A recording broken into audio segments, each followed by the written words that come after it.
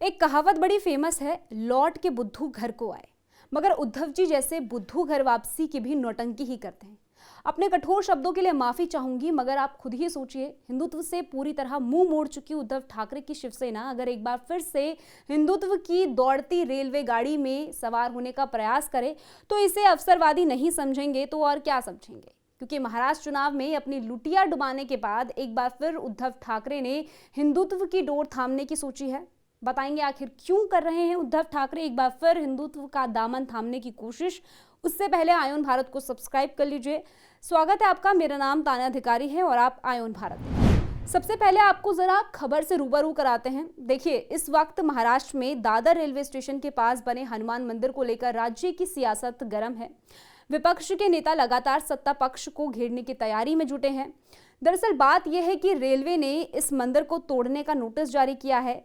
Railway ने 4 दिसंबर को मंदिर के ट्रस्टी और पुजारी को नोटिस जारी कर इसे अतिक्रमण बताया है। रेलवे के अनुसार यह मंदिर उनकी जमीन पर बिना अनुमति के बनाया गया है। नोटिस में कहा गया है कि यह संरचना यात्रियों और वाहनों की आवाजाही में बाधा डाल रही है और दादर स्टेशन पर बुनियादी ढांचे के काम में भी रुकावट पैदा कर रही है। रेलवे ने मंदिर को हटाने के लिए 7 दिन का समय दिया था, लेकिन अब तक कोई कार्रवाई नहीं हुई। हालांकि मुंबई के दादर स्टेशन के पास हनुमान मंदिर को तोड़ने वाले आदेश पर रेलवे ने रोक लगा दी है। शुक्रवार को उद्धव ठाकरे ने पत्रकार परिषद के सामने इस मुद्दे को उठाया था और यहीं से शुरू होती है अवसरवादी की राजनीति। उद्धव गुट के नेता आदित्य ठाकरे, जो कि उद्धव ठाकरे के बेटे हैं, उन्होंने उस हनुमान मंदिर में जाकर पूजा अर्चना की, मंगल आरती की, साथ ही जय हनुमान के नारे भी लगाए। अब जरा इससे एक दिन पहले की कहानी भी सुन लीजिए। एक दिन पहले ही शिवसेना यूबीटी प्रमुख और महाराष्ट्र के पूर्व मुख्यमंत्री उद्धव ठाकरे ने रेलवे द्वारा दादर स्टेशन के बाहर बने हनुमान मंदिर को अतिक्रमण करार देते हुए हटाने का नोटिस जारी करने का बीजेपी पर जमकर निशाना साधा। उद्धव ने इसे 18 साल पुराने मंदिर को गिराने का फतवा बताते हुए कहा था कि ये कौन सा हिंदुत्व है। बीजेपी के शासन में यह मंदिर भी सुरक्षित नहीं है। केंद्र और राज्य सरकार इस मामले में निष्क्रिय है। मतलब वाह उद्धव जी, आपको फतवा की बड़ी समझ है। कांग्रेस के साथ रहने का असर लगता है। चलिए, अच्छी बात है, मगर फिर ये हिंदुत्व की घर वापसी का ढोंग क्यों? आपने तो हिंदुत्व का त्याग कर बाला साहब ठाकरे को भी जनाब बाला साहेब ठाकरे बना दिया था। उन बाला साहेब ठाकरे को आपने जनाब बना दिया जो कि मुसलमानों को हरा जहर कहते थे। मगर दूसरी ओर उद्धव गुट के सहयोगी औरंगजेब की मजार पर जाकर चादर चढ़ाते हैं, अपना शीश झुकाते हैं।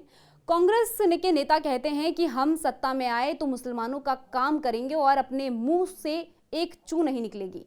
और ऐसे में जब आपने अपने पूज्य पिताजी की बात ही नहीं मानी तो आप देश के संविधान को की बात कितनी मानते होंगे, ये भी सब जानते हैं। और इतना सब कुछ होने के बाद भी संजय राउत ने मोदी के संविधान वाले बयान पर हमला बोला है। जरा आप भी सुनिए। नरेंद्र मोदी जी ने कल संविधान की बात की। नरेंद्र मोदी के मुंह से संविधान रक्षा की बात ठीक नहीं लगती। मोदी जी के कार्यकाल में 10 साल में दर दिन संविधान की, लोकतंत्र की, न्यायालय की, पार्लियामेंट की, जनता के अधिकारों की हत्या और हनन हुआ।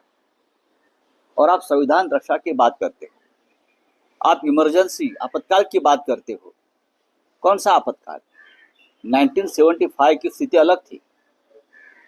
अब आपको 1975 भूलकर 1914 1914 से जो आपातकाल देश में लगा है 10 साल, इंदिरा जी का आपातकाल 19 महीने था, 19 मंथ था, ज्यादा से ज्यादा 2 साल आप पकड़िए। लेकिन आपका आपातकाल जो है 10 साल से इस देश में चल रहा है और 10 साल से इस देश की न्याय व्यवस्था, सुप्रीम कोर्ट हो, हाई कोर्ट हो, संसद हो, सब कुछ जो संवैधानिक संस्थाएं है वो आपके दबाव में है, जनता दबाव में है। लोग आत्महत्या कर रहे हैं आपके डर से। भाई, लोग आत्महत्या कर रहे हैं। कल जो परमार कपल मध्य प्रदेश में मनोज परमार और उनके पत्नी ने आत्महत्या किया, सदोष मनुष्य वध का जो अपराध है वो प्रधानमंत्री के ऊपर लगना चाहिए। ये ईडी सीबीआई केंद्र सरकार के कंट्रोल में आती है। और जिस तरह से आपने दबाव बनाकर एक ऐसे दंपत्ति को आत्महत्या करने पर मजबूर किया है, सुसाइड नोट पढ़िए, ये सीधी जिम्मेदारी नरेंद्र मोदी जी के ऊपर जाती है, अमित शाह जी के ऊपर जाती है, उनके ऊपर सदोष मनुष्य वध का अपराध मुकदमा होना चाहिए, निर्मला सीतारामन के ऊपर होना चाहिए। उनका बच्चा भारत जोड़ो यात्रा में या न्याय यात्रा में राहुल गांधी जी से मिलता है, अपना गुल्लक देता है, दिमाग में रखकर ईडी उनके घर पर रेड करती है, कांग्रेस छोड़कर बीजेपी में आने का दबाव डालती है। ये क्या है देश में चल रहा है? संविधान है क्या? मतलब क्या गजब की बात करते हैं संजय राउत। 2014 से देश में आपातकाल लगा हुआ है, फिर भी प्रधानमंत्री मोदी तीसरी बार देश में प्रधानमंत्री के रूप में आते हैं और जो लोग कांग्रेस के कंधे पर सवार होकर चुनाव उतरते हैं वो एक बार भी ईवीएम का रोना रोने से बाज नहीं आते हैं। पता नहीं देश के कुछ नेताओं को जनता का मिजाज कब समझ में आएगा।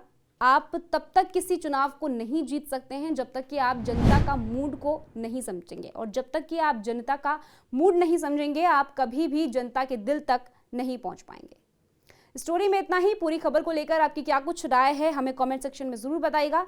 देश और दुनिया की ऐसी खबरों के लिए आप देखते रहिए आनंद भारत।